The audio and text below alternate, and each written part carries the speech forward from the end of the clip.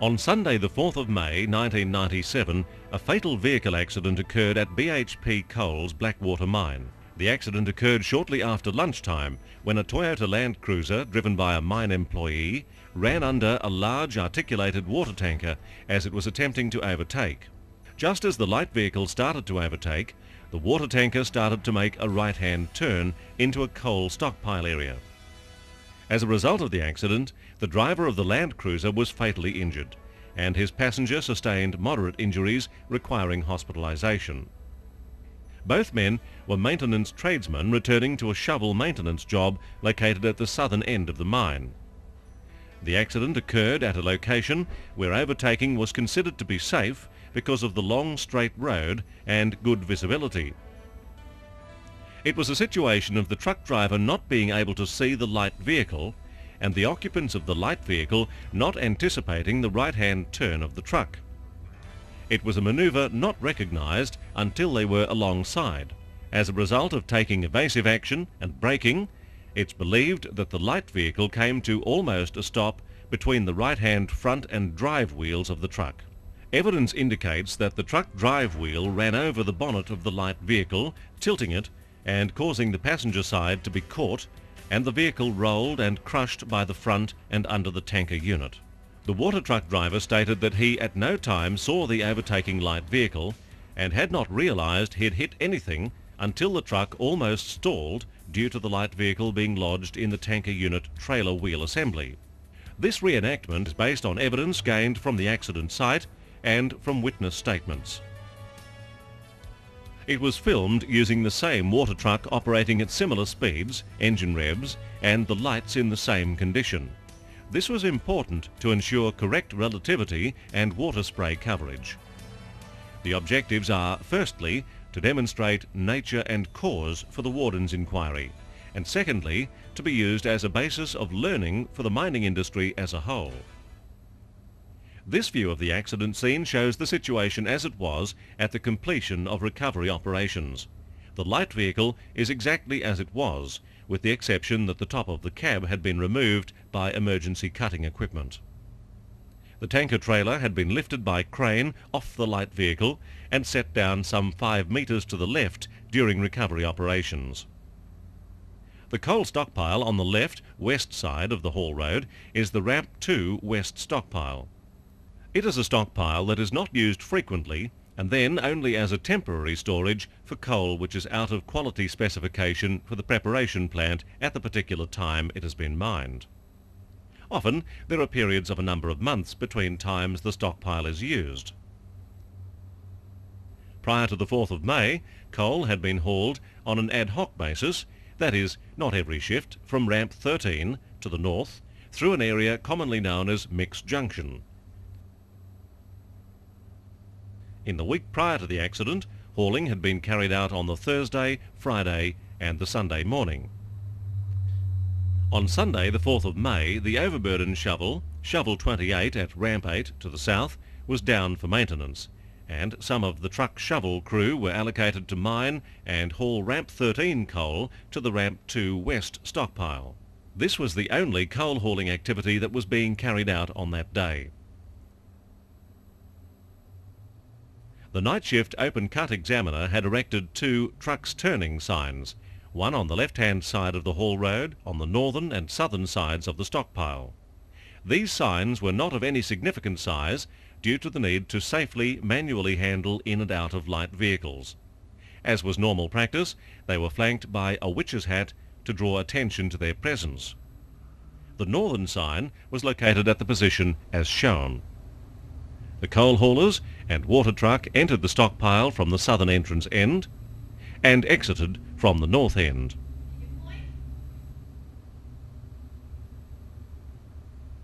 This plan shows the industrial area at Blackwater Mine with the various traffic flow patterns in the surrounding roads. The accident site was 1 kilometre to the south of the industrial area. The coloured lines signify the designated heavy and light vehicle areas. The dashed red is heavy vehicles only, dashed green being light vehicles only, and the solid blue being mixed heavy and light vehicles. Features of note are A. the miner's crib hut, B. the lube bay, C. Battery room. D. Mixed junction. E. The entrance to Southern Hall Road from ramp 13. F. Light vehicle entrance. G. Trucks turning sign. H. The southern stockpile entrance and location of the accident on the sequence of what is believed to be the relative positions based on witness statements of the two vehicles leading up to the accident. The water truck is signified by a red dot and the Toyota Land Cruiser by the green dot. The water truck driver had parked his water truck, TKD 1300, parallel to the bund wall outside the miner's crib room prior to having his lunch there. This location is shown by the red dot. The two maintenance tradesmen had returned to the workshop from the shovel maintenance job and had lunch at the fitter's crib room. The vehicle was parked outside the workshop opposite the fitter's crib room as shown by the green dot. A few minutes past 12:30 p.m, the water truck driver finished his lunch, started his truck up and proceeded to do a loop around the lube bay with his sprays on his way out toward the Southern Hall Road. A few moments before this, the two tradesmen had got into their vehicle and proceeded to travel around the western end of the workshop and out toward the mine site via entrance at the miner's crib room. As the water truck was turning around the lube bay, the driver noticed a workshop light vehicle in the vicinity of the battery room heading toward the miner's crib hut. It is presumed that this was the vehicle with the two tradesmen in it, as it was travelling from the workshop out to the light vehicle service road, which crosses over the Northern Hall Road behind the miner's crib hut prior to heading south to Mixed Junction and the Southern Hall Road.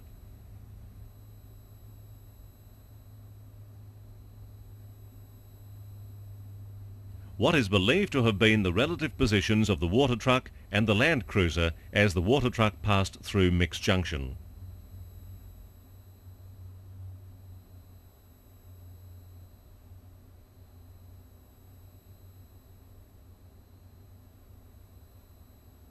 The passenger stated that his first recall of seeing the water truck was after they had stopped at the stop sign and had travelled perhaps 200 metres down the road. The water truck was at this point over on the left-hand side of the road, preparing to turn into the coal stockpile entrance road. The light vehicle rapidly caught up with the water truck and proceeded to overtake. The passenger stated that he first noticed that the water truck was turning right and into their path when they had just passed the sprays at the rear of the truck. He warned the driver that the truck was turning and an attempt at evasive action was made. The point of collision.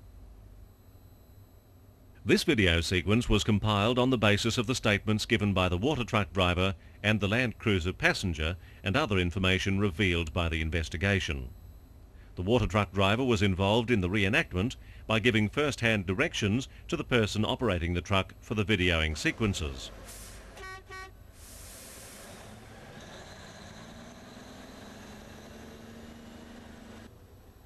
The presumed view of the water truck from the workshop vehicle. The water truck driver notices a light vehicle travelling in the opposite direction near the battery room. The workshop vehicle heading toward and past the miner's crib hut. Stopping at the first stop sign at the Northern Hall Road crossover. The water truck heading toward Mixed Junction. Checking mirrors for correct spray location and for any other traffic. The presumed view the Land Cruiser driver may have seen of the water truck as he drove around the light vehicle road toward the intersection with the Hall Road. It is stated that these are presumed views that the Land Cruiser driver may have had. The passenger stated that he did not recall seeing the water truck at all in these earlier stages. Stopping at the second stop sign at Mixed Junction and turning onto the Southern Hall Road.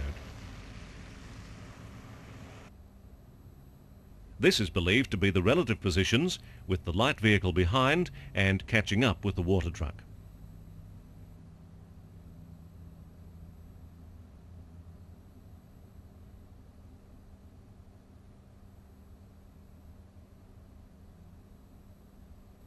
It was at probably this stage that the passenger noticed the water truck ahead of them.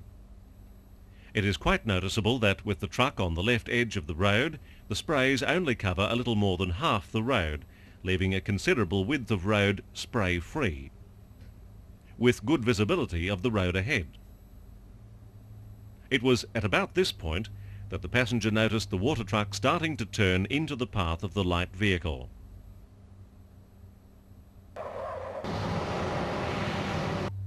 It was an accident resulting in a person losing his life, a person suffering injury, and several others, including those directly and indirectly involved, continuing to suffer severe emotional trauma.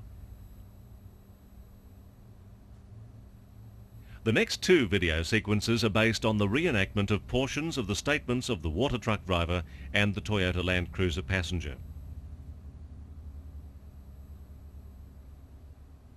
About 100 to 150 metres away from the turn into the stockpile, I looked into the rear vision mirrors and could see the water spraying out and nothing else. I put the right-hand indicator on and started to slow down by releasing the accelerator.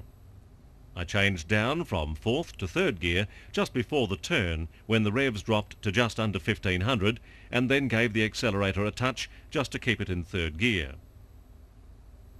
Immediately before the turn, I looked into the mirrors and saw the sprays were still spraying and all was clear, and started to turn. Because the entrance was a bit rough, I lifted my foot off the accelerator until I was off the haul road and onto the stockpile entrance road. I then put my foot back on the accelerator with a view to continuing towards the stockpile, but at this moment found that the truck came to a stop and would not respond to the accelerator. I immediately checked the gauges and the gear I was in and wondered what was holding it, and thought the trailer must be stuck on the corner because I might have cut it too short. I checked the left-hand mirror and could see only open ground, and in the right-hand mirror I could only see halfway down the truck. I put it into neutral and pressed the park brake button. I opened the cabin door and got out and looked over the rails towards the back of the truck, and saw the light vehicle stuck under the truck on the right-hand side against the rear wheels.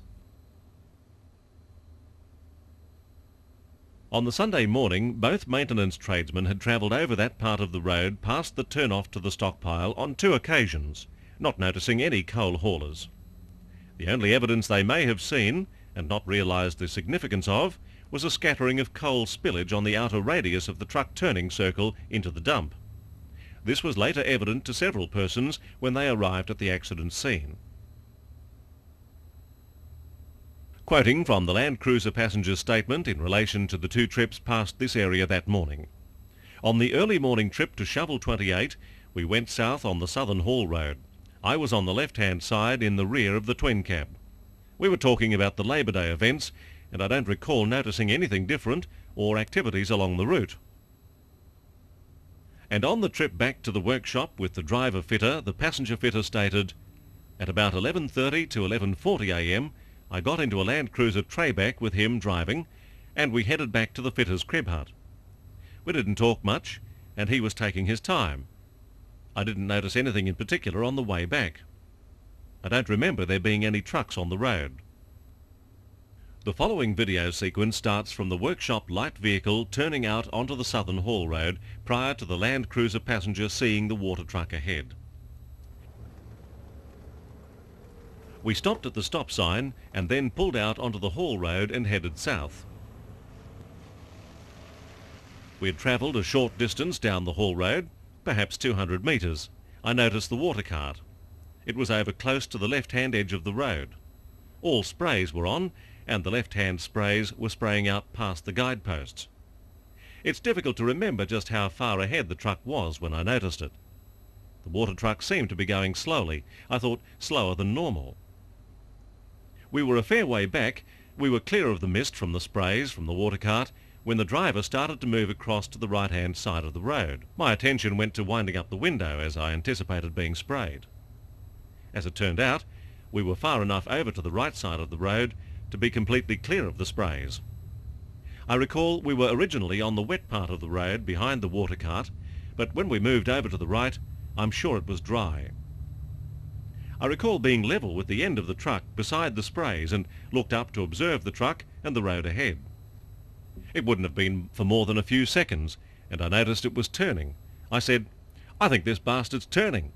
There was no response from him, and I said, "I'm sure he's turning," or words to that effect. At this stage, he then started to take evasive action. The cruiser was braking and appeared to be moving further to the right. It appeared to me that he was braking hard and then easing off and braking again to try to avoid skidding. I don't recall actually skidding. There was nowhere to go, and we could not stop in time.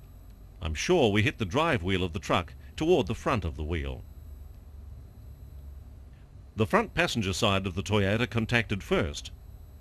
At first I thought we would just bounce off or something, because it was not a severe impact, and I can't recall being thrown forward. But then the wheel started to crunch down or something. I can't recall exactly what. I seem to remember the vehicle going over and over a couple of times. I was conscious all the time. There was dirt and dust flying everywhere, and I remember shouting, "Stop, you big bastard!" We came to a stop, and I remember looking at the rear wheel straight in front of me. I remember the water truck brakes being applied and the cab door opening. I could smell and see petrol running into the Toyota cab. I saw the grader pull up. I saw the grader operator get out of the grader, and I heard him talking with the truck driver. I heard the truck driver saying, "I didn't see him, I didn't see him." He sounded in shock.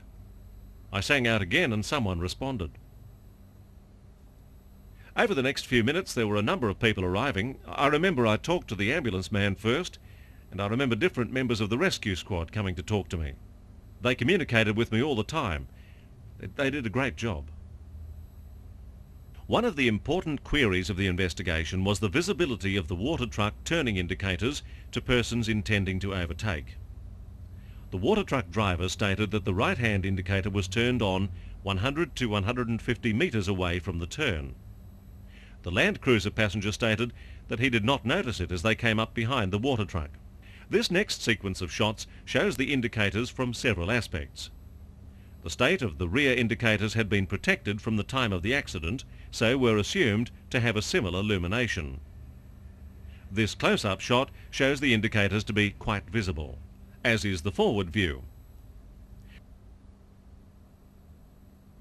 This would have been the view that the occupants of the Land Cruiser would have had. The mist from the spray and the video reproduction makes it more difficult to see the blinking indicators than they actually were on the day. The following sequence of shots depicts various practices of a light vehicle overtaking a water truck. The procedure for overtaking of water trucks as was in place on the day of the accident. The recommended method of attracting the attention of the water truck driver was for the light vehicle driver to flash their lights along the left-hand side, the driver's cab side of the water truck, as shown, and to indicate that the water truck driver knows of the presence and intent of the light vehicle, they respond by shutting off the right-hand spray. Then, once the right-hand spray is turned off, pull out to overtake on the right-hand side.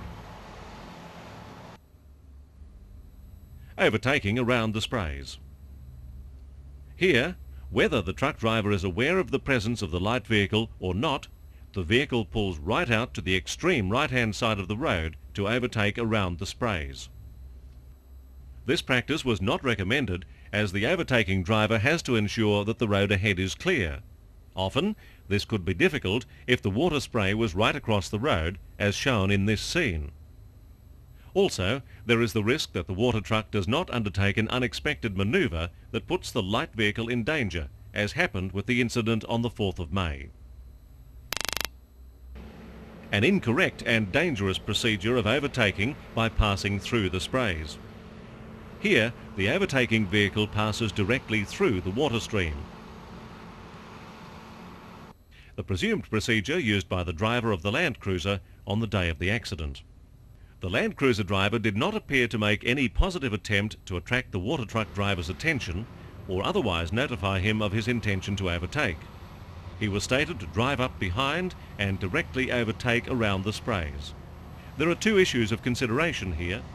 Firstly, there is the situation that even if the Land Cruiser driver had attempted to flash his lights to attract the water truck driver's attention, it is doubtful if he could have pulled far enough over to the left-hand side to have made this happen, because of the position of the water truck at the time.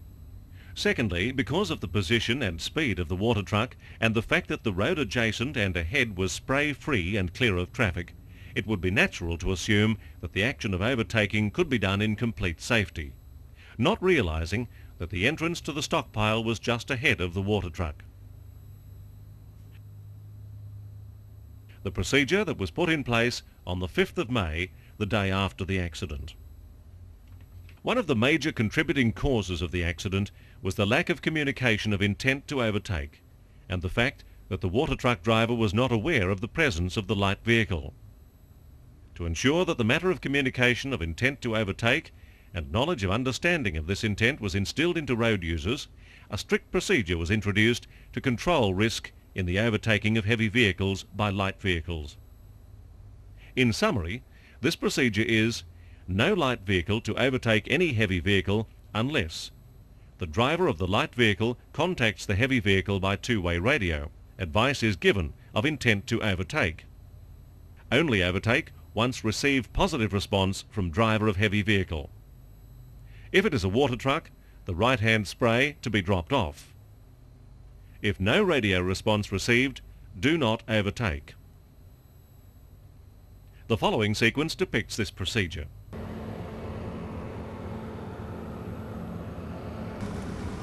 One to TKD 749.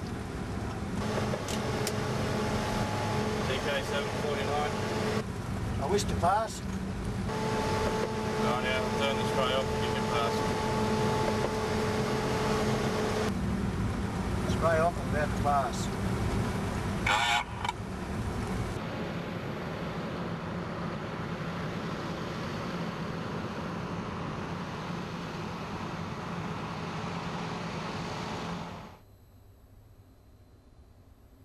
The accident that occurred at Blackwater Mine on the 4th of May could be considered just that, an accident. It was a simple, straightforward manoeuvre that should not have ended up with the severe consequence of a person losing his life. As with all accidents, a variety of causes have been identified, the immediate cause being the driver of the light vehicle perhaps misinterpreting the intentions of the driver of the water truck, resulting in a collision between the two vehicles. For such a situation to occur, a number of other issues or contributing causes became apparent. The identification of these and the key safety improvement actions put in place is outlined in the following presentation. Key safety improvement actions put in place at Blackwater Mine after the fatal accident. In the 6-month period following the accident, a significant improvement in employee safety awareness and behaviour has become evident at the Blackwater Mine. It is believed that this is partly due to the shock and reality of such an accident actually occurring, it resulting from an action very familiar and commonplace to open cut mine workers, and partly to improvements in procedures, methods of operation, upgrading equipment and around the site, and, most importantly, a focus on the things that count and an improved level of safe thinking in everyday work activity by individuals. The safety improvements that have either been put in place or are in a progressive status stemmed from the issues that were either identified during the investigations or as highlighted during various consultation sessions with the workforce since the accident. All employees attended a safety induction session prior to returning to work after the fatality. Immediate changes were made to the site procedure of light vehicles overtaking heavy vehicles. A BHP coal task group was formed to develop a generic vehicle overtaking and give way standards. Positive actions were taken to minimise heavy and light vehicle interaction, including upgrading alternative light vehicle access roads and specifying restricted heavy vehicle only zones. Improvements were made to water truck turning indicator and water sprays systems, plus modes of watering operations. Improvements were made to visibility of light vehicles by the fitment of flags, plus the proposal to fit rear vision video systems on new water trucks. Improvements were made to on-site communication of intent when persons are involved in abnormal activities and or entering congested mining activity areas. The two-way radio system has been converted to a single channel operation. A system has been put in place to ensure that all persons who are required to enter the mine site are able to source information on the location of normal and abnormal activities and any hazardous situations. It is a requirement that all people entering the mine site make themselves familiar with these normal and abnormal activities. A system is being established to standardise traffic flow and road design and signage. There has been an improved emphasis on incident and near-miss reporting. A safety behaviour disciplinary procedure has been introduced and is in use as necessary. A regular workplace, work activity and safety knowledge auditing program is now in place. A personal performance impairment policy is in the process of being introduced to include screening and assistance for alcohol, drug and fatigue-induced impairments. The alcohol policy was introduced in October 1997 and that for drugs in February 1998. These action plans have a most positive impact on employee safe work behaviour.